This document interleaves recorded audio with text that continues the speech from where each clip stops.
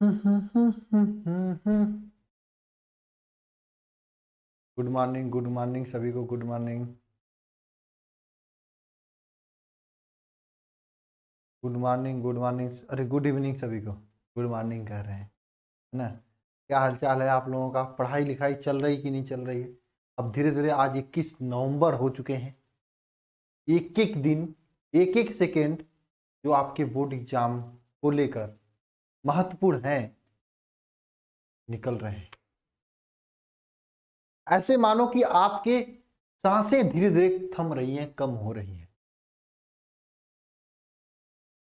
ऐसे मानो कि आपकी जो तपस्या था साल भर की, साल भी छोड़ो, पिछले 12 साल की जो पढ़ रहे थे, एक महत्वपूर्ण पड़ाव जो क्लास 12 के बाद बहुत सारे लोगों को नहीं समझ में आता है क्या करना है क्या नहीं करना।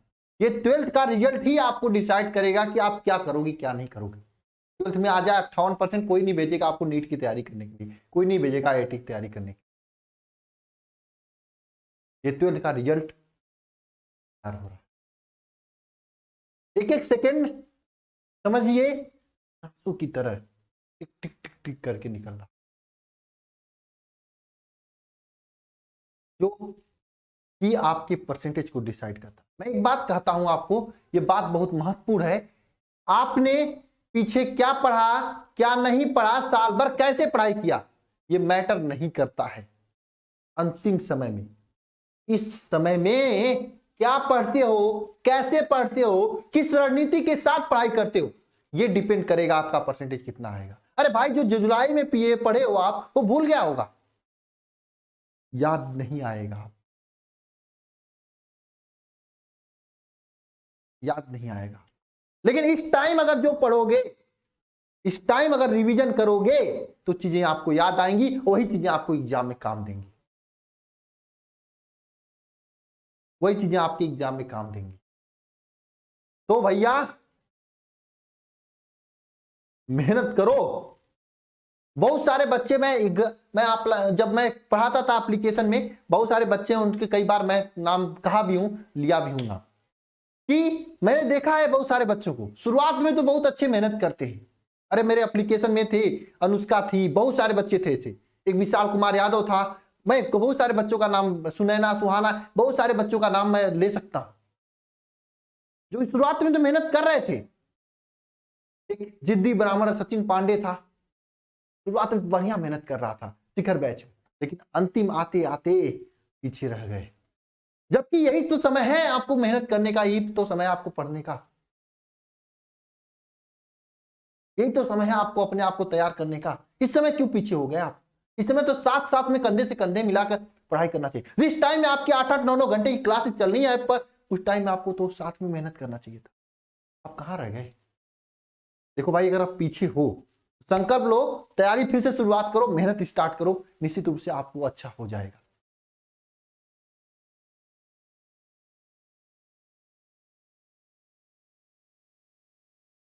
यही समय है आपके भाई।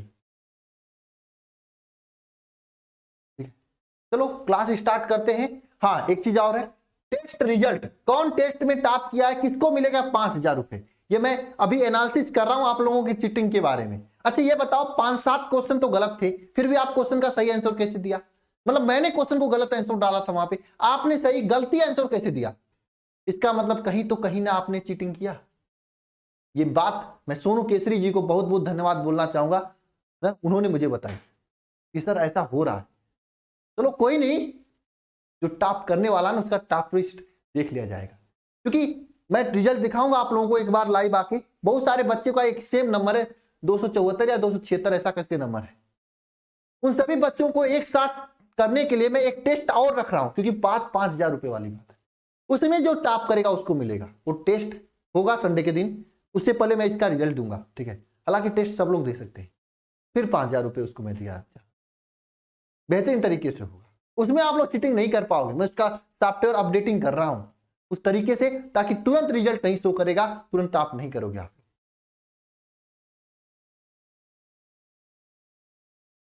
चलो क्लास स्टार्ट करते हैं। भाई इस समय लापरवाही मत करना, पूरी साल आपने क्या किया नहीं मतलब रखता है। इस टाइम अगर लापरवाही करोगे थोड़ी सी भी तो पीछे रह जाओगे, ये बात मानना मानना सभी लोग। और हम आ गए इनऑर्गेनिक केमिस्ट्री लेकर। बहुत सारे लोग डरते थे। आज ऑब्जेक्टिव करेंगे, फिर आगे सब्जेक्टिव भी करेंगे परसों 4 दिन में, ठीक है। बढ़िया से एकदम रटा रटा के याद कराएंगे, ठीक है। बढ़िया क्वेश्चंस हैं इसमें, आपके क्वेश्चन बैंक के क्वेश्चंस हैं इसमें, आपके गेस्ट क्वेश्चंस हैं जो आपको तैयार कर लेना चाहिए, जो आपके बोर्ड एग्जाम को लेकर इंपॉर्टेंट है। और मैं कहना चाहता हूं कि अगर आपकी अभी तक बोर्ड एग्जाम की तैयारी कुछ भी नहीं हुई है, देखो मैं रोज कहता हूं क्योंकि मुझे पता है कि लास्ट में आकर आप यही ज्वाइन करोगे, अंतिम समय में आकर यही ज्वाइन करोगे, मुझे पता है क्रैश कोर्स, क्योंकि कोई चारा नहीं बचेगा। तो आप अगर भटक रहे हो, ऑफलाइन कोचिंग जा रहे हो, आ रहे हो, कुछ समझ में नहीं आ रहा है, तो अभी स्टार्ट ही हुआ है, 1 2 3 चैप्टर हुआ होगा, लाइव पढ़ लो आके सभी लोग, जिंदगी बन जाएगी। इसमें आपको डेली लाइव क्लासेज हो रही है और इतने सर लोग आपको पढ़ा रहे हैं। इसी सप्ताह के लास्ट से, इस सप्ताह के लास्ट से बायोलॉजी की नेक्स्ट क्लासेज स्टार्ट हो जाएंगी। मैम को डेंगू हुआ था, इसकी वजह से क्लास नहीं चल रही थी, बाकी सब के सब लोग क्लास एकदम बेहतरीन तरीके से ले रहे हैं। और केमिस्ट्री की एक क्लास और लगने वाली है, तो भाई जिसने भी लोग अभी तक नहीं ज्वाइन किए, ज्वाइन करो, मेहनत स्टार्ट करो। इसमें आपको डेली लाइव क्लासेज मिलेंगी, लाइव डाउट क्लास मिलेगा, डीपीपी मिलेगा, क्लास नोट्स का पीडीएफ मिलेगा,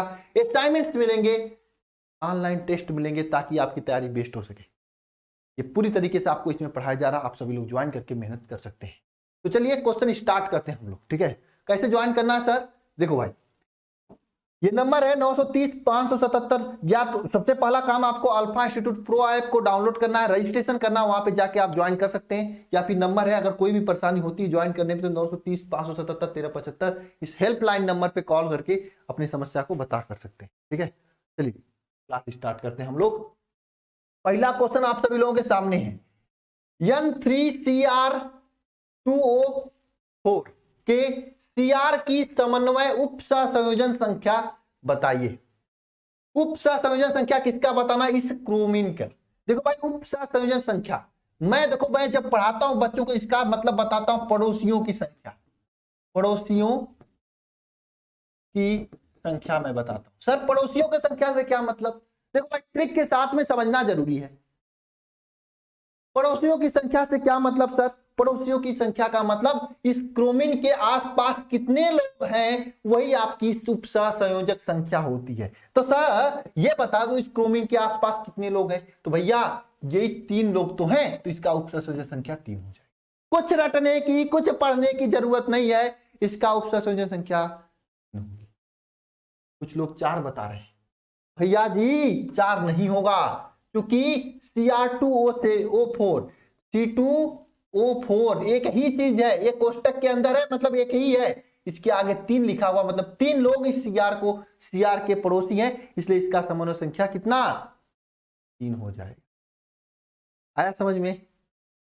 चलो अगला क्वेश्चन देखते हैं। लिगेंड सक्षम होता है जो कम से कम क्या होता है? एक संयोजी इलेक्ट्रॉन प्रदान करे, एक इलेक्ट्रॉन प्रदान कर सकते हैं, 3 इलेक्ट्रॉन प्रदान कर सकता है, इसमें से सभी बताओ। लिगेंड सक्षम हो सकता है। देखो भाई, लिगेंड क्या होता है? जो इलेक्ट्रॉन को प्रदान करता है। लिगेंड का मतलब मेरे से समझो, आप बहुत लोगों से पढ़े होंगे, मेरे से अभी ये चैप्टर नहीं पढ़े हो आप लोग ने, इस चैप्टर का हलवा बनाकर मैं चटा चटा के खिला देता हूं। लिगेंड का मतलब क्या होता है? लिगेंड का मतलब एक शब्द में समझना, जो देता है। और देता कौन है आप लोगों के इस घर में? अरे कौन देता है? जिसके पास होता है। क्या होता है? क्या देता है? इलेक्ट्रॉन देता है। तो लिगेंड क्या करता है? इलेक्ट्रॉन देता है। मतलब नहीं 1 इलेक्ट्रॉन दे, 2 इलेक्ट्रॉन दे, 3 इलेक्ट्रॉन दे, इसके मतलब नहीं होता है। जो देगा उसे लिगेंड कहा जाएगा। इसमें से सभी के सभी लिगेंड होते हैं, चाहे 1 इलेक्ट्रॉन दे, चाहे 2 इलेक्ट्रॉन दे, चाहे 5 इलेक्ट्रॉन, चाहे 6 इलेक्ट्रॉन। तो इसमें से डी ऑप्शन सही हो जाए। नेक्स्ट क्वेश्चन ध्यान देना, H2PtCl6 का IUPAC नेम क्या होगा? देखो भाई, IUPAC में जहां पे H6 होता है उसे हेक्सा कहा जाता है। इसका IUPAC नेम क्या होगा? देखो इसका IUPAC नेम क्या होगा, ये आपको हेक्सा वाला, इसमें 3 ऑप्शन तो सही होगा, हेक्सा। और हेक्सा के साथ में कभी भी प्लेटिनम, पीटी नहीं लिखा जाता IUPAC में। IUPAC में कहीं प्लेटिनम नहीं लिखा जाता है। और हेक्सा क्या होगा बताओ, सभी लोग बताओ, क्या होगा इसका IUPAC नेम? बताओ भाई, IUPAC नेम क्या होगा? IUPAC नेम क्या होगा? ये दोनों तो गलत है। अब देखो मैं ट्रिक बता रहा हूं आपको कैसे निकालना चाहिए। आपको निकालने आना चाहिए यहां पे क्या, यहां पे निकालने आना चाहिए ऑक्सीकरण संख्या कैसे निकाला जाता है? देखो भाई, PtCl6 ये कोठरिया देते हैं और इधर लिखते हैं H2। देखो इसको जब तोड़ते हैं तो इस तरह से टूटता है, कैसे? H2 plus H plus H2H plus plus PtCl6 2 minus, इस तरह से टूटता है। ध्यान देना सभी लोग, इतना आसान तरीका कोई नहीं बताया होगा आप लोगों को। बहुत संगत पढ़े तो होंगे आप लोग, बताया तो कोई नहीं होगा, इतना तो हम जानते हैं। ध्यान देना, मैं बता रहा हूं आसान तरीका। देखो ये 2 है ना, तो यहां पे ध्यान देना, पीटी के यहाँ यक्स लिखा जाता है, सीएल का -1 होता तो इसमें -6 इज इक्वल टू क्या? -2। तो यक्स का मान कितना? 4। देखो आपको आईपीएससी नेम आए या ना आए जान लेना, जिसमें 4 ऑक्सीकरण संख्या होगा वही तो सही होगा। या तो ये सही होगा या तो ये सही होगा। लेकिन भाई पीटी तो लिखा नहीं जाता, पीटी वाला तो गलत होगा। ये दोनों सही कौन होगा? Option number A. हमें क्वेश्चन नहीं आ रहा था तब पर भी आपने कर लिया, कितना आसानी से किया। कैसे किया? देखो आपको रटना नहीं है, एग्जाम में ऑब्जेक्टिव क्वेश्चंस कैसे सही करना है इसका ट्रिक आपको समझना है। इतना आसानी से आपने किया, किस तरह से किया आपने? आसानी से इसका ऑक्सीकरण संख्या पीटी का निकाला, 4 आया तो 4 वाला कौन सा ऑप्शन था? पहला था और तीसरा था ना। पहला वाला सही होगा क्योंकि यहाँ पे पीटी लिखा है। ऑक्सी कभी भी आईपीएससी नेम लिखते समय हम लोग पीटी डायरेक्ट नहीं लिखते, इसलिए पहला वाला सही होगा, तीसरा वाला गलत होगा। हाँ चलो अगला क्वेश्चन देखते हैं, अभी आगे प्रैक्टिस होके आ जाएगा। देखो यहाँ पे क्या लिखा है, किस प्रकार के जटिल यौगिक है? ये जो आपके सामने खतरनाक किस्म का आदमी प्राणी दिया हुआ है, खतरनाक प्राणी है, किस प्रकार का जटिल यौगिक है? बताओ बताओ किस प्रकार का जटिल यौगिक है? अच्छा बताओ किस प्रकार का जटिल यौगिक है? अच्छी सर, किस प्रकार का जटिल यौगिक है? किस प्रकार का जटिल यौगिक है? नहीं पता ना। देखो भाई ये आपका उदासीन है। कैसे उदासीन है? देखो इसके ऊपर प्लस होता है, इसके ऊपर माइनस। जहां पे प्लस माइनस दोनों लोग मिल जाए तो वहां पे पढ़ाई लिखाई होगी क्या? नहीं होगी ना, वहां पे उदासीनता हो जाएगी। एक तरह के उदासीन यौगिक है ना। किस प्रकार का यौगिक है? उदासीन यौगिक है। नेक्स्ट क्वेश्चन पे चलते हैं। वह संक्रमण धातु जो जिगलर नाटा उत्प्रेरक में काम करता है उसे क्या कहते हैं? तो वह है आपका टीआई, जो कि जिगलर नाटा उत्प्रेरक में यूज होता है। संक्रमण धातु टीआई जो कि जिगलर नाटा उत्प्रेरक में यूज किया जाता है। नेक्स्ट क्वेश्चन क्या? पोटास एलम उदाहरण है। पोटास एलम किसका उदाहरण है? बताओ भाई, पोटास एलम किसका उदाहरण है? द्विक लवण का एग्जाम्पल है सर। पोटास एलम किसका एग्जाम्पल है? द्विक लवण का एग्जाम्पल है पोटास एलम। नेक्स्ट क्वेश्चन ध्यान देना सभी लोग, धन विद्युतीय लिगेंड कौन सा होता है? जिसके पास धनायन होगा, ये धन है तो यही तो धन वाला विद्युतीय लिगेंड होगा। ऑप्शन नंबर बी, जिसके पास प्लस है वही तो धन विद्युतीय लिगेंड होता है। नेक्स्ट क्वेश्चन ध्यान देना, ये आपके सामने यप की प्रसंस्करण संख्या ज्ञात करना है। तो याद रखना, जब मैं ट्रिक बता रहा हूं, इतना खतरनाक ट्रिक है कि एग्जाम में जाओगे याद करोगे किसी ने पढ़ाया था। कहीं पे भी ये सीएन बाबा लगे ना, लौके ना, तो वहां पे डीएसपीटी संकरण होता है। कौन सा संकरण होता है? देखो भाई वहां पे कौन सा संकरण होता है भाई? बताओ डी कौन सा संक्रमण होता है? बताओ बताओ कौन सा संक्रमण होता है? बताओ। देखो वहां पे डी वाला संकरण, या तो ये वाला सही होगा या तो ये वाला सही होगा।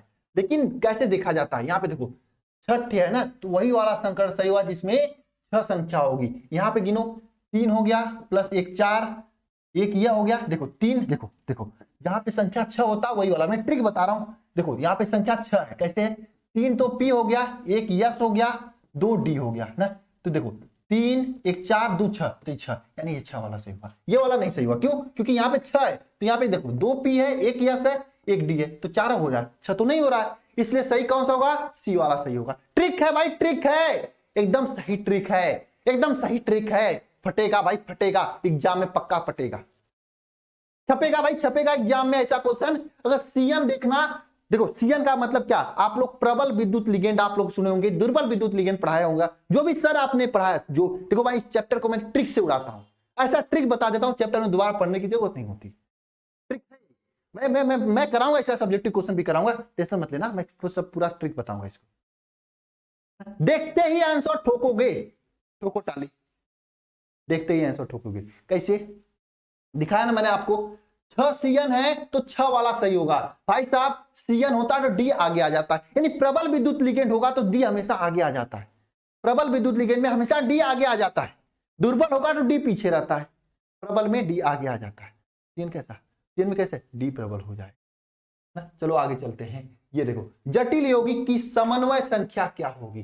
भाई साहब फिर से समन्वय संख्या पूछे चाहे उपसंयोजन संख्या पूछे, इसका मतलब क्या, पड़ोसियों की संख्या, पड़ोसियों की संख्या, पड़ोसियों की संख्या। भाई अगर केमिस्ट्री को घर द्वार पड़ोसी के हिसाब से पढ़ोगे तो आसानी से समझ में आएगा, वैसे नहीं समझ में आएगा। फटेगा जब कटेगा फटेगा सब कुछ होगा। पड़ोसियों की संख्या देखो, इस कोबाल्ट के कितने पड़ोसी और बाबा कितने पड़ोसी बताओ। अरे आंसर तो बता दो, अरे इसका आंसर तो बता दो, इसका पड़ोसी कितने हैं। अरे कितने पड़ोसी हैं भाई बताओ। 3 पड़ोसी या 4 पड़ोसी बताओ कितने समन्वय। ओ एक मिनट एक मिनट एक मिनट, तो इसका अगर उप समन्वय संख्या पूछेगा, देखो 2 चीजें होती हैं, ध्यान देना सभी लोग। देखो 2 चीजें मैं सिखा रहा हूं, याद रखने होंगे मुझे आप। अगर यहां पे पड़ोसियों की संख्या दिख रहा मतलब समन्वय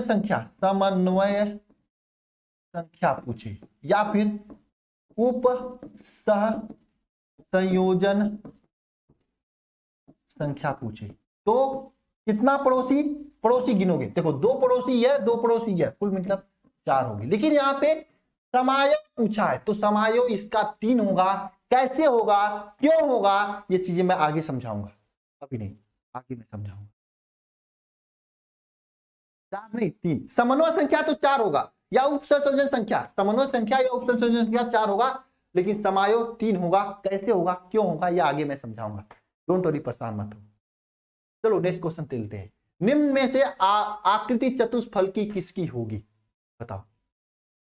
निम्न में से चतुष्फल की आकृति किसकी होगी। मैं इसका ट्रिक लेकर आऊंगा यूट्यूब पे, ट्रिक जो कि 1 सेकेंड में आप देखकर बता लोगे किसकी चतुष्फल की होगी। अभी तो मैं वैसे ही बता देता हूं,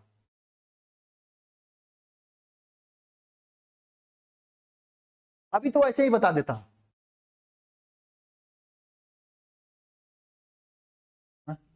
अभी तो मैं वैसे ही बता देता हूं।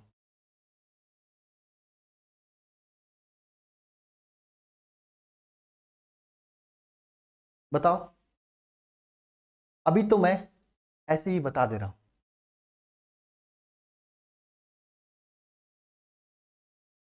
हाँ? अभी तो मैं ऐसे ही बता दे रहा हूं इसका आंसर, लेकिन इसका ट्रिक मैं लेकर आऊंगा। ट्रिक से देखना खतरनाक तरीके से आप लोग करोगे इसे। अभी बताओ इसका आंसर क्या होगा, बताओ भाई क्या होगा इसका आंसर, बताओ कैसा इसका समय संख्या होगा। चतुष्फल की आकृति किसका होगा, तो NiCl4 माइनस का चतुष्फल की आकृति होगा। इसके लिए मैं एक साड़ी बना दूंगा, रट लोगे, ट्रिक से अपना आप काम कर लोगे, कुछ पढ़ने की जरूरत नहीं होगी। मोहर लवड़ का सूत्र है, तो मोहर लवड़ का सूत्र आप लोग जानते हो कौन सा होता है, FeSO4 NH2 SO4 7H2O, यही तो मोहर लवड़ का सूत्र होता है। नेक्स्ट क्वेश्चन ध्यान देना, संकुल यौगिक होते हैं कितने प्रकार, 2 प्रकार या 1 प्रकार। तो आपको पता है संकुल यौगिक कितने प्रकार के होते हैं, 3 प्रकार के संकुल यौगिक होते हैं। कितने प्रकार के, 3 प्रकार के संकुल यौगिक होते हैं, आपको पता होना चाहिए। ठीक है, K4FeCN6 एक उदाहरण है किसका, आण्विक संकुल यौगिक का, आणविक संकुल यौगिक का, सेतु संकुल यौगिक का, इसमें से सभी। तो देखो भाई K4FeCN6 किस प्रकार के संकुल यौगिक का उदाहरण है, बताओ भाई, किसी को आता है कि नहीं आता है। तो ध्यान देना ये K4FeCN6 आयनिक संकुल यौगिक का एग्जांपल है। किसका, आयनिक संकुल यौगिक का एग्जांपल है। विनायक, बताओ विपिन, बहुत बढ़िया आंसर दे रहे हो आप लोग। हेक्सा एमिनो क्या प्लेटिनम 4 में से निम्नलिखित में से किसका सूत्र सही है। देखो भाई हेक्सा एमिनो यानी 6 वाला सही होगा, तो 6 किस में, देखो इसमें 6 नहीं, ये तो गलत हो गया। देखो ट्रिक समझो कैसे निकालना है। हेक्सा एमिनो क्लोराइड का सही सूत्र होगा, यानी या तो ये होगा या तो ये होगा या तो ये होगा। अब देखो आसान तरीका है, यहाँ पे 4 दिया हुआ है तो आपको ऑक्सीकरण संख्या निकालना है, जिसका भी 4 आएगा उसी का होगा। तो आपको पता है प्लेटिनम का ऑक्सीकरण संख्या X मान लेते हैं, इसका एमिन का कितना होता है बताओ। एक तरह से अमोनिया का 0 माने चूंकि यौगिक है, प्लस क्लोरीन का कितना -1 × 4, ठीक है। तो X का मान कितना आएगा, इज इक्वल टू 0, 4 आ जाएगा। तो ये ऑक्सीकरण संख्या से इसका वैल्यू 4 हो जाएगा, यानी ऑप्शन नंबर 1। बस आखिरकार संख्या मिलाओ, ठोक दो ताली। इस तरह से ट्रिक होता है। ये चैप्टर बहुत आसान है, कुछ लोगों को बहुत कठिन लगता है, लेकिन ट्रिक से करोगे सबसे आसान हो जाएगा। हालांकि ये चैप्टर का 1 शॉट मैं बहुत जल्दी क्लास लूंगा द वरदान बैच में, इसको तो मैं बनाऊंगा, ठीक है। ये यहाँ पे क्रोमियम का ऑक्सीकरण संख्या आपसे पूछा, निकालो, बताओ क्या होगा।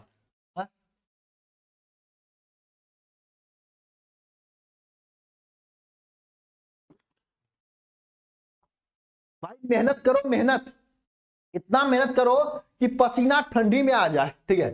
चलो, क्रोमियम की ऑक्सीकरण संख्या बताना है, तो क्रोमियम की संख्या x मानेंगे। अब देखो जल दिया है, ये जल का 0 मानेंगे, ठीक है। और Cl2 का -1 होता है, इंटू 2 करेंगे, प्लस इज इक्वल टू 1 हो जाएगा। तो x का मान कितना आएगा, -2 इज इक्वल टू 1, x का मान कितना आएगा, 3 आएगा। तो इसका क्रोमियम का ऑक्सीकरण संख्या कितना, +3 होगा। कितना होगा, +3 होगा। नेक्स्ट क्वेश्चन चलते हैं। इसमें CO4 में निकिल की ऑक्सीकरण संख्या कितनी होगी। इसमें निकिल की, चूंकि देखो जहां पे H2O आ जाए, NH3 आ जाए, CO आ जाए, कोई भी यौगिक आ जाए, तो उसकी हमेशा ऑक्सीकरण संख्या 0 होती है। तो निकिल की अगर निकालोगे, तो निकिल के यहां पर अगर x रखोगे, x + 0 इज इक्वल टू 0, तो x की संख्या कितना, 0, तो 0 आएगा। आएगा कि नहीं आएगा, 0 आएगा। नेक्स्ट क्वेश्चन ध्यान देना, निम्नलिखित में से क्रोमियम की उपसंयोजन संख्या कितनी होगी। भाई उपसंयोजन संख्या पूछा है इस Cr का, यानी ये उपसंयोजन संख्या मतलब पड़ोसियों की संख्या पूछा है, पड़ोसियों की संख्या। भाई पड़ोसी कितना है, यहाँ पे 3 है, तो 3 होगा कि 6 होगा, 3 होगा कि 6 होगा, ये बताओ मुझे, कि 6 होगा, ये बताओ मुझे कमेंट बॉक्स में। पढ़े हो ना चैप्टर आप, 3 होगा या 6 होगा, ये कमेंट बॉक्स में बताओ कौन सा सही होगा। नेक्स्ट क्वेश्चन ध्यान देना सभी लोग, उदासीन लिगेंड का उदाहरण है, बताओ।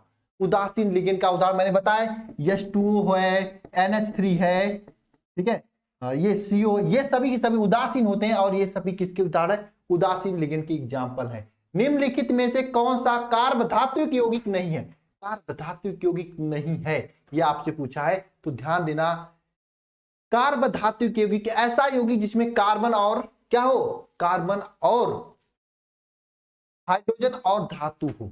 इसमें सब में, इसमें भी देखो धातु है ना, और कार्बन है, इसमें भी धातु है, कार्बन है। कौन सा कार्बधात्विक यौगिक नहीं, बताओ। तो यहाँ पे कौन सा कार्बधात्विक यौगिक नहीं है, बताओ। ऑप्शन नंबर सी, ये आपका कार्बधात्विक यौगिक नहीं होगा, क्योंकि यहाँ पे ऑक्सीजन आ गया। आगे क्वेश्चन देखो सभी लोग, समन्वयी संख्या 6 वाला संकुल यौगिक कौन सा है। तो भाई जिस समन्वय संख्या 6 पूछा है, समायोगी संख्या 6 वाला, मतलब पड़ोसियों की संख्या कितना होना चाहिए, 6 होना चाहिए। यहाँ पे 6 है, यहाँ पे 4 है, यहाँ पे 4 है, यहाँ पे 5 है, तो 6 वाला तो यही है, यहाँ पे पड़ोसी 6 है। तो पड़ोसियों की संख्या से आपको बताना है। 20 नंबर क्वेश्चन का जवाब 20D हो जाएगा। कोबाल्ट की प्रभावी नाप की आवेश की संख्या कितनी होगी। देखो इसमें तो मैं आंसर बता दे रहा हूं कि 36 होगी, लेकिन मैं इसका ट्रिक बताऊंगा निकालने का। देखते ही आप कोबाल्ट का निकाल लोगे, क्योंकि इसमें समय लगेगा, ठीक है। यहाँ पे देखो ये पूछा एक तरह कैसा है यौगिक है, तो एक तरह से ये उपसंयोजक यौगिक है। कैसा है, उपसंयोजक यौगिक। देखो भाई जहां पे कोष्टक काष्टक लगा हो, उस सभी के सभी कैसे यौगिक होते हैं, उपसंयोजक यौगिक होते हैं। जहां पे कोठरी ओठरी लगा होता है, वहां पे यौगिक कैसे होते हैं, उपसंयोजक यौगिक होते हैं। कैसे यौगिक होते हैं, उपसंयोजक यौगिक होते हैं। नेक्स्ट क्वेश्चन ध्यान देना सभी लोग, उपसंयोजक यौगिक में निकिल का ऑक्सीकरण संख्या कितनी होगी, बताओ। निकिल की ऑक्सीकरण संख्या कितनी होगी, ये बताओ भैया। निकिल की ऑक्सीकरण संख्या कितनी होगी। निकिल की यहाँ पे X लिखेंगे, ठीक है। पहले देखो तोड़ा जाता है, इस तरह से तोड़ा जाता है। देखो भाई निकिल के यहाँ पे X लिखेंगे, पोटेशियम के पास 1 होता है, 1 × 4 हो जाएगा, प्लस लिखेंगे यहाँ पे। Cn के पास -1 होता है, -1 × 4 हो जाएगा, इज इक्वल टू 0 करेंगे। 4 + X प्लस देखो यहाँ प्लस है, -4 इज इक्वल टू 0। ये 4 कट जाएगा, X का मान कितना, 0 आ जाएगा। मतलब निकिल की समन्वय संख्या कितना, 0 हो जाएगी। कितना, 0 होगा। नेक्स्ट क्वेश्चन देखो, सभी लिगेंड होते हैं, कैसा होते हैं, सभी के सभी लिगेंड लेविस भस्म होते हैं, यानी लेविस क्षार होते हैं। ऑप्शन नंबर बी सही हो जाएगा। जटिल आयन जिनके केंद्रीय परमाणु में D कक्षक नहीं होता है, वह कौन सा होता है, नहीं है, वे कौन सा है, ये कौन सा इसका आंसर सही होगा बताओ।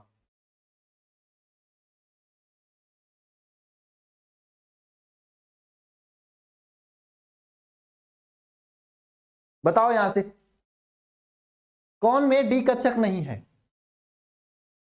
ये आपके लिए एच डब्ल्यू में देता हूं, ठीक है।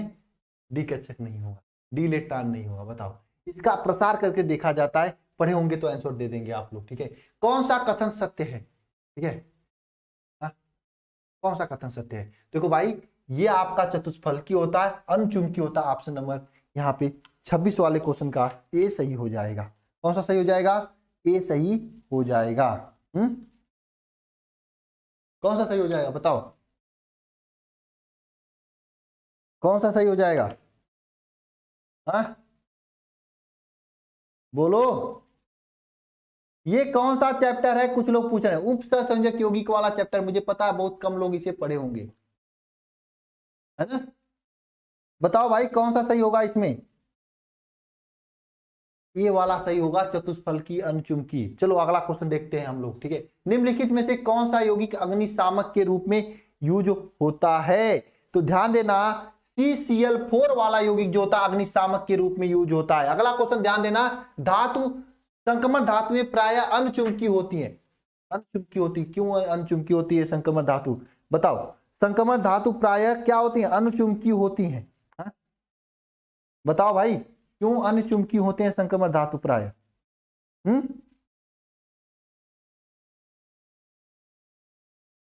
क्योंकि अयुग्मित इलेक्ट्रॉन उपस्थित होने के कारण संक्रमण धातु प्राय अनुचुंबकी होते हैं। संक्रमण धातु किसे कहते हैं, जिसके अंतिम कक्षा में अयुग्मित इलेक्ट्रॉन होते हैं उसे संक्रमण धातु कहते हैं। और संक्रमण धातु में अनुचुंबकी क्यों होता है, क्योंकि उसके ऊपर अनुयुग्मित इलेक्ट्रॉन होता है। देखो अनुचुंबकी अयुग्मित इलेक्ट्रॉन दोनों एक दूसरे से मिल रहे हैं, अनुचुंबकी होंगे तो अयुग्मित इलेक्ट्रॉन होंगे, ठीक है।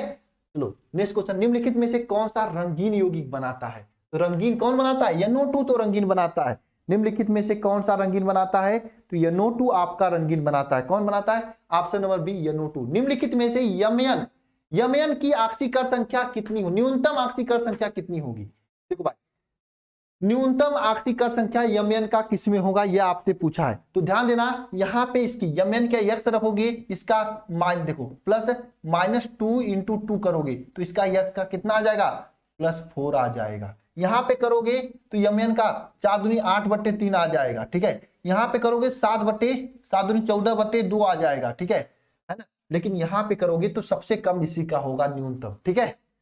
सर आपने इसे तो उड़ा दिया है ना, उड़ा दिया, टेंशन ना लो, इसका मैं ट्रिक बताऊंगा, अभी तुम्हें क्वेश्चन लाया, ठीक है ना। नेक्स्ट क्वेश्चन ध्यान दो, निम्नलिखित में से कौन सा एक्टिनाइड नहीं है।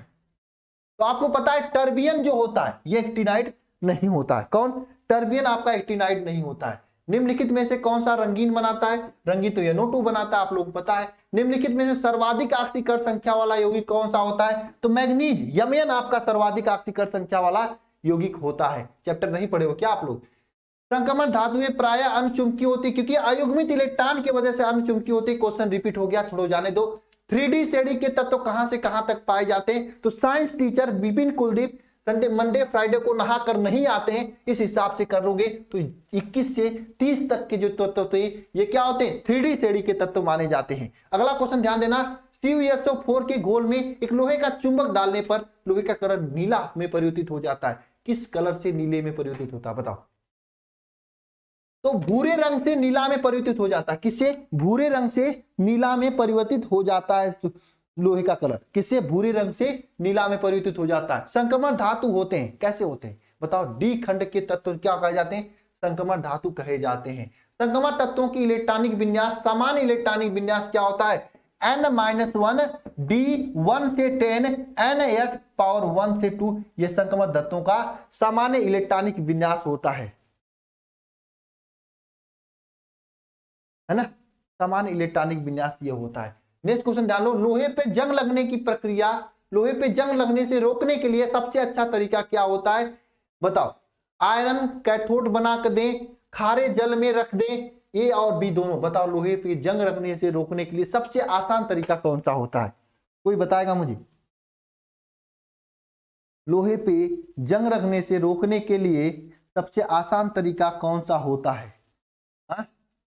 देखो सबसे आसान तरीका उसका गैल्वेनिकलाइजेशन होता है, जो कि इसमें नहीं दिया है, तो डी वाला ऑप्शन इसमें से कोई नहीं होगा। हमेशा स्वतंत्र अवस्था में रहने वाला धातु कौन होता है? सोना हमेशा स्वतंत्र रहता है, सबसे महंगा बिकता है, आप लोगों को पता है, लड़कियां सोने के पीछे भागती हैं, ये भी आप लोगों को पता है। 4s ऊर्जा स्तर के क्रमिक रूप से भरता है, तो बताओ क्या कहा जाता है? एक लेंथेनाइट की श्रेणी के तत्वों 4s ऊर्जा स्तर को क्रमिक रूप से भरते हैं। ठीक है, ऑप्शन नंबर ए सही हो जाएगा। प्रथम संक्रमण श्रेणी की उच्चतम ऑक्सीकरण अवस्था प्रदर्शित करने वाले तत्व कौन होते हैं? तो भाई उच्चतम ऑक्सीकरण अवस्था प्रदर्शित करने वाला तत्व मैग्नीज होता है। मैंने आपको बताया सबसे अधिकतम ऑक्सीकरण अवस्था जो है मैग्नीज प्रदर्शित करता है। कौन प्रदर्शित करता है? मैग्नीज प्रदर्शित करता है। कौन प्रदर्शित करता है? मैग्नीज प्रदर्शित करता है। नेक्स्ट क्वेश्चन ध्यान, संक्रमण तत्वों के नाम से जाना जाता है। संक्रमण तत्वों को किस नाम से जाना जाता है? डी ब्लॉक में रखा जाता है, डी ब्लॉक के तत्वों के नाम से जाना जाता है। निम्नलिखित से क्षारीय भूमिक तत्व है। क्षारीय भूमिक मतलब क्षारीय मृदा धातु, जो कि सोडियम क्लोरीन ब्रोमीन, यानी S1 और S2 के तत्वों को क्या कहते हैं? क्षारीय मृदा धातु कहते हैं। अमानुल्लाह तुम आंसर नहीं दे पा रहे हो ना। अगला क्वेश्चन ध्यान दो, निम्नलिखित में से कौन सा तत्व संक्रमण तत्वों की श्रेणी में नहीं आता है? कौन सा तत्व नहीं आता है? मैग्नीज नहीं आता। मैग्नीज क्षारीय मृदा धातु है। क्षारीय मृदा धातु यस सेकेंड ब्लॉक में रखा, सेकेंड यस के ब्लॉक में रखा जाता है मैग्नीज, जबकि ये सोडियम जो होता है ये फर्स्ट यस के ब्लॉक में रखा जाता है। बात समझ में आई सभी को? निम्नलिखित में से कौन सा धातु नाइट्रेट की ऊष्मीय विघटन होने पर रंगहीन गैस मुक्त करता है? भाई ये आपका HgNO3 ट्वाइस वाला धातु है। ठीक है, नेक्स्ट क्वेश्चन डालो, निम्नलिखित में से कौन सा नेशनल अभिकर्मक के साथ भूरा अवक्षेप देता है? वह KI होता है, पोटेशियम आयोडाइड नेशनल अभिकर्मक के साथ भूरा रंग का अवक्षेप देता है, एकदम भूरा भूरा कलर वाला ना। नेशनल आयोडाइड भूरा रंग का अवक्षेप देता है नेशनल अभिकर्मक के साथ। कौन देता है भाई नेशनल अभिकर्मक के साथ भूरे रंग का अवक्षेप? KI पोटेशियम आयोडाइड ना। ठीक है, नेक्स्ट क्वेश्चन ध्यान दो, जब FeOH थ्राइस साल में NaCl घोला जाता है तो क्या होता है? तो ध्यान दो, जब NaCl घोलोगे FeOH थ्राइस के रूप में अवक्षेपित हो जाता है। ऑप्शन नंबर डी सही हो जाएगा। निम्नलिखित में से +2 ऑक्सीकरण अवस्था प्रदर्शित करता है। कौन प्रदर्शित करता है निम्नलिखित में से +2 ऑक्सीकरण अवस्था? बताओ कौन प्रदर्शित करता है +2 ऑक्सीकरण अवस्था? +2 ऑक्सीकरण अवस्था कौन प्रदर्शित करता है? +2 ऑक्सीकरण अवस्था कौन प्रदर्शित करता है? बताओ, कोई तो बताए मुझे। अरे ऑक्सीकरण अवस्था नहीं बता पाओगे, +2 कौन प्रदर्शित करता है? पीबी लेड आपका +2 ऑक्सीकरण अवस्था प्रदर्शित करता है। मर्क्यूरी क्लोराइड अमोनिया गैस से प्रतिक्रिया करके उजाला अवक्षेप देती है। उजाला का अणु सूत्र क्या होगा? उजाला अवक्षेप देती है तो उजाला का अणु सूत्र क्या होगा? बताओ, HgNH3 ट्वाइस Cl2 ये उजाला का अणुक्षेप होता है। कापर सदस्य होता है, किसका सदस्य होता है? प्रथम संक्रमण श्रेणी के तत्व का सदस्य होता है। निम्नलिखित में से कौन सा धातु जल से अपक्रिया करके हाइड्रोजन गैस मुक्त नहीं करता है? बताओ, तो वह है, बताओ कौन सा ऐसा धातु जो जल के साथ अपक्रिया करके हाइड्रोजन गैस मुक्त नहीं करता है? निखिल बताओ भाई, 52 नंबर क्वेश्चन का आंसर।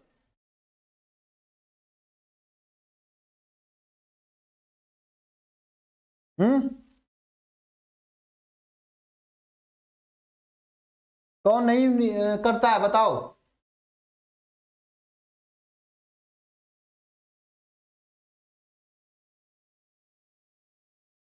कौन नहीं करता है? कापर, कापर बता रहे हैं, बढ़िया यार, कापर ठीक है, सही बता रहे हैं। आप ही लोग बताया, मैंने गलत होगा तो आप ही लोग समझ लेना, मैंने नहीं बताया। कुछ लोग Fe बता रहे हैं, Fe तो जल निकालता है हाइड्रोजन को, मैग्नीशियम भी निकालता है, जिंक भी निकालता है, लेकिन कापर कम निकालता है ना। यही तो आपको कहने का मतलब है।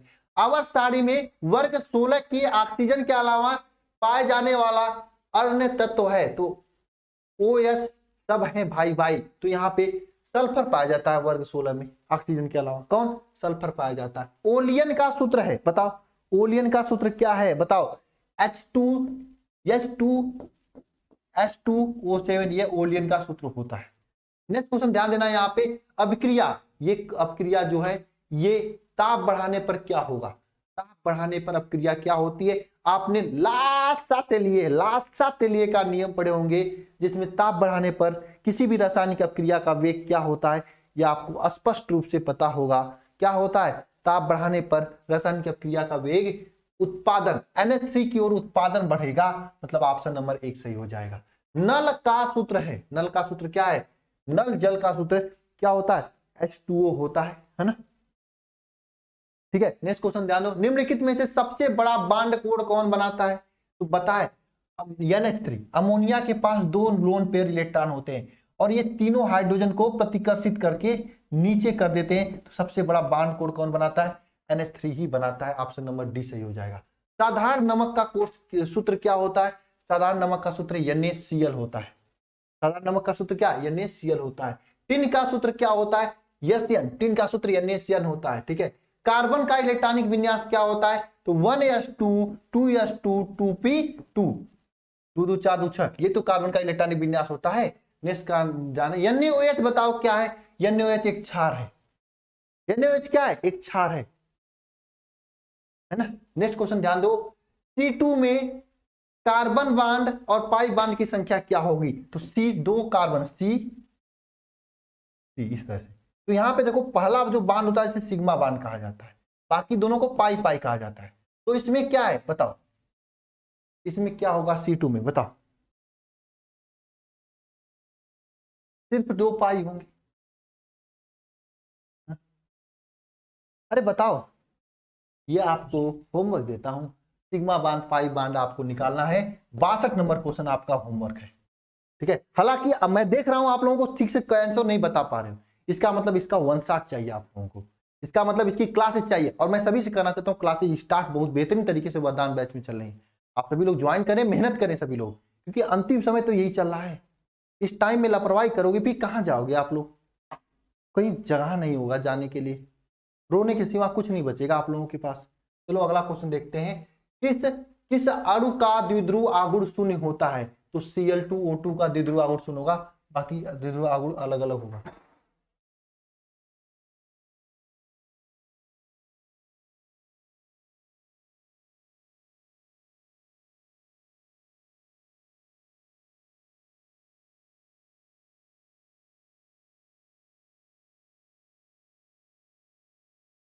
ठीक है, नेक्स्ट क्वेश्चन ध्यान देना सभी लोग, ये आपके सामने इनकी तनुता का बढ़ता हुआ क्रम आपसे पूछा है।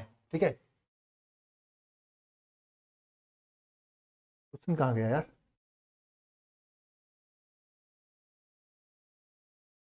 क्वेश्चन कहां गया,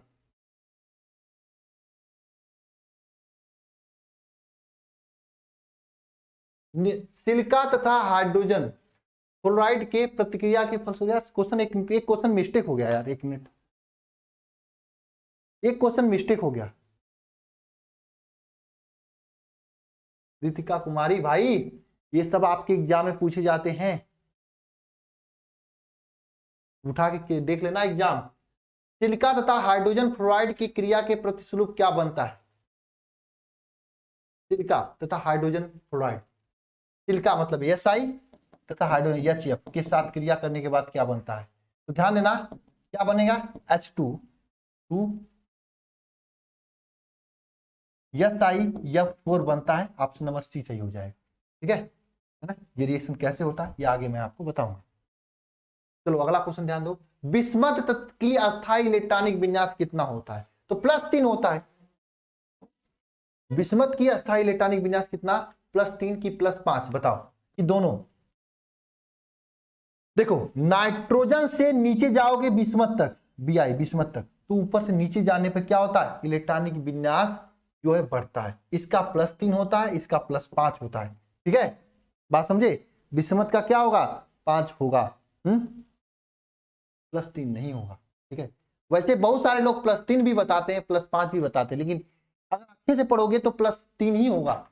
3 5 दोनों होते हैं, ऊपर से नीचे जाओगे जैसे जैसे जाओगे वैसे वैसे 5 वाले जो इलेक्ट्रॉनिक विन्यास का भार होता है वो बढ़ता रहता है। ठीक है, इसलिए +5 हुआ। निम्नलिखित में से P खंड का यौगिक कौन सा है, तो बेरिलियम पी खंड का यौगिक नहीं है। ये आपका कहां से है बता दो कमेंट बॉक्स में कमेंट करके। बाकी सब पी के हैं, फास्फोरस भी पी का है, सल्फर भी पी का है, टिन भी पी का है ना। नेक्स्ट क्वेश्चन ध्यान दो, निम्नलिखित में से कौन सा सबसे शक्तिशाली ऑक्सीकारक यौगिक है? बताओ, सबसे शक्तिशाली ऑक्सीकारक यौगिक दो होते हैं, एक तो फ्लोरीन होता है, फ्लोरीन के बाद ऑक्सीजन होता है, दोनों याद है, या तो फ्लोरीन लिखेगा या तो ऑक्सीजन, यही सबसे ज्यादा शक्तिशाली ऑक्सीजन यौगिक होते हैं। चलो नेक्स्ट क्वेश्चन ध्यान दो, निम्नलिखित में से कौन सा हाइड्रोजन बंध बनाता है? हाइड्रोजन बंध नहीं बनाता है, तो देखो ये हाइड्रोजन H2O बनाता है, HCl बनाता है और HF बनाता है, केवल NH3 हाइड्रोजन बंध नहीं बनाता है। देखो मैं ऑब्जेक्टिव क्वेश्चन जितना अधिक करोगे ना उतना आपको चैप्टर तैयार हो जाएंगे। अगर आप हाइड्रोजन बंध के बारे में नहीं जानोगे तो कभी भी ये आंसर का जवाब आप नहीं दे पाओगे। अगर हाइड्रोजन बंध के बारे में जानोगे तभी दे पाओगे, नहीं जानोगे तो नहीं दे पाओगे।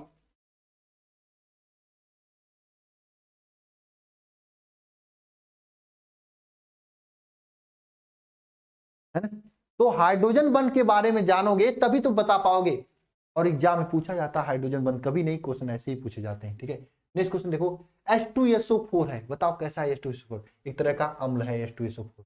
नेक्स्ट क्वेश्चन जानो, सल्फर डाइऑक्साइड का समाहरण किया जाता है कैसे? प्लेन प्लवन विधि द्वारा। देखो जहां पे भी सल्फर का, देखो ये क्वेश्चन हालांकि आपके सिलेबस में नहीं है, नहीं पूछा जाएगा, फिर भी पीछे सालों में पूछा गया था इसलिए मैंने डाल दिया। ठीक है, डाल दिया, वैसे गलती से चला गया ना। तो ये सल्फर, जहां पे भी सल्फर होता है वहां पे फेन फ्लावर विधि का यूज किया जाता है। ठीक है, नेक्स्ट क्वेश्चन डालो, यहाँ पे सोडियम आवर्त सारणी के किस ग्रुप का तत्व है? तो आपको पता होना सोडियम फर्स्ट श्रेणी का तत्व है ना।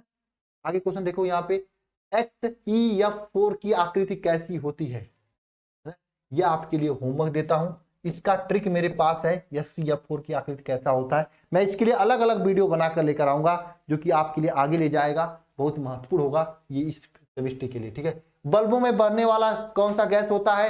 तो जान लो बल्बों में आर्गन भरा जाता है। क्या भरा जाता है? आर्गन भरा जाता है। ये 74 क्वेश्चन थे। अगर आप ये सोचते हैं कि एक ही दिन में पूरा इनऑर्गेनिक केमिस्ट्री तैयार हो जाएगा तो नहीं होगा, थोड़ा थोड़ा क्वेश्चन करते जाओ, मैं यूट्यूब पे लाता जाऊंगा, प्रैक्टिस होती जाएगी, हो जाएगी। लेकिन इससे पहले की प्रैक्टिस हो, इसके पहले सबसे महत्वपूर्ण चीज आपके लिए यह होगा कि आपको बढ़िया से कंसेप्ट के साथ में आपकी तैयारी होनी चाहिए। कंसेप्ट के साथ में तैयारी नहीं होगा तो नहीं कुछ कर पाओगे, आप लोग नहीं लगा पाओगे एक भी क्वेश्चन। कंसेप्ट अच्छे से होना आना चाहिए आपको, जो कि आपकी मैं कंसेप्ट बेहतरीन तरीके से इस वरदान बैच में पढ़ाया जा रहा है। आप सभी लोग ज्वाइन कर सकते हैं, लेकिन लेट करेंगे तो फिर कुछ नहीं मिलेगा। और बहुत सारे लोग सोच रहे हैं 1 दिसंबर से शुरू करेंगे 4 टीचरों के साथ, ये गलत बात है। इतनी टीम अगर आपको पढ़ा रही तब पर भी सिलेबस बेहतर तरीके से कंप्लीट अच्छे से हो रहा है। 4 लोगों से नहीं होगा भाई, मेहनत आप लोगों को भी दिन रात करनी होगी, मुझे भी करना होगा, सबको करना होगा, तभी कुछ फायदा होगी। अगर आप सभी लोग अभी तक नहीं ज्वाइन किए हैं वरदान बैच तो ज्वाइन कर लीजिए। अल्फा इंस्टीट्यूट प्रो ऐप को डाउनलोड करके वहां पे बेहतरीन तरीके से चीजों को पढ़ाया जा रहा है। ठीक है,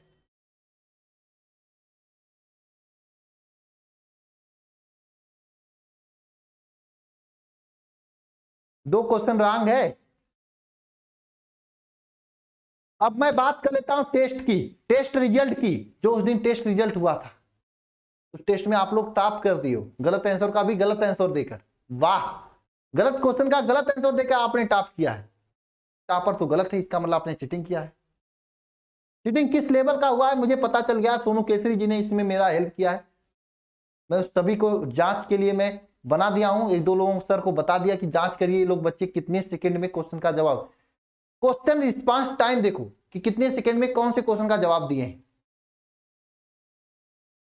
बिल्कुल गौतम यादव जी कर सकते हो, तब आएगा आपके एग्जाम में। देखो जो सोच रहे हैं सर मेरे एग्जाम में नहीं आएगा, मेरा कौन सा बोर्ड है, भाई बोर्ड के चक्कर में मत पढ़ो, जो पढ़ाया जा रहा है पढ़ लो, अपने बोर्ड का एक पेपर उठा के देख लो, सीधे क्वेश्चन छप रहे होंगे। इधर उधर के चक्कर में परेशान होगा तो परेशान होते चले जाओगे, बचते चले जाओगे, डिस्टर्ब होते चले जाओगे, लास्ट में हाथ में मुट्ठी में कुछ भी नहीं मिलेगा। लाइव पढ़ाने वाला इस समय कोई नहीं है, आप लोगों को इतना जान लेना। जितना मेहनत यहाँ पे कराया जा रहा है उतना आपके यहाँ कहीं नहीं कोई कराएगा, इतना भी याद करना।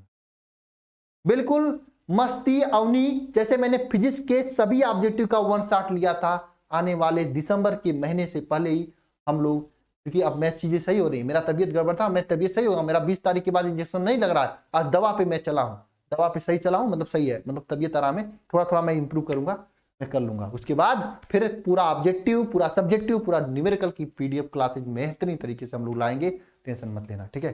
चलिए मिलते हैं नेक्स्ट क्लास में। सभी को जय हिंद, जय मां सरस्वती।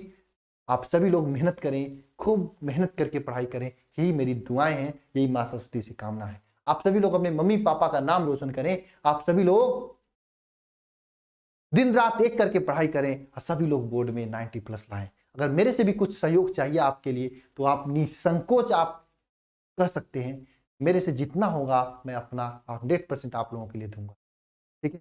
मिलते हैं नेक्स्ट वीडियो में। सभी को जय मां सरस्वती, ठीक है। जिसको भी यहाँ पे ज्वाइन करना है, नीचे नंबर है, वहाँ पे कॉल, ठीक है ना। जो लोग भी आप लोग कमेंट बॉक्स में कमेंट करते हो, आप लोग बताते हो मुझे कि सर ये चीजें चाहिए मुझे, सर ये चीजें चाहिए, तो मैं आप सभी लोगों के लिए देता हूँ, ऐसी बातें नहीं देता हूँ। बहुत सारे लोग बायोलॉजी के ऑब्जेक्टिव के लिए, क्वेश्चन बैंक के ऑब्जेक्टिव के लिए, बायोलॉजी के सब्जेक्टिव के लिए कहे हैं 160 लेक्चर्स के लिए, वो चल रहे हैं, बहुत जल्दी आपको मिलेगा। मैंने मैम से कह दिया हूं स्टार्ट करने के लिए। मैथ के लिए काफी लोग रिक्वेस्ट कर रहे हैं, मैथ का भी मिलेगा, हिंदी के लिए भी कर रहे हैं कुछ लोग, हिंदी का भी मिलेगा। यार आपका बड़ा भाई यहाँ पे खड़ा है, बस आप लोगों की दुआओं की वजह से हम जल्दी सही हुए हैं। ये आपकी दुआएं हैं, आपकी जो भी समझ लें, ठीक है ना। तो एक बार जरूर नीचे कमेंट बॉक्स में कमेंट करके बताना कब चलेगी। बायोलॉजी की क्लास 2 बजे चलती है, बायोलॉजी की मैम से बात हो चुकी है, बहुत जल्दी बायोलॉजी आपको की 160 लेक्चर आप लोगों को प्रोवाइड होने वाला है पूरी तरीके से, सभी ऑब्जेक्टिव का, सभी सब्जेक्टिव का। शुभम पांडे खुल जाएगा कुछ टाइम में, ठीक है, ओके। जिसको भी एडमिशन लेना है, ये हेल्पलाइन नंबर है 930-577-1375 पे कॉल कर सकते हो, जानकारी ले सकते हो। सभी को जय मां सरस्वती, हर हर महादेव, ठीक है। और आप लोगों के लिए मैं बहुत जल्दी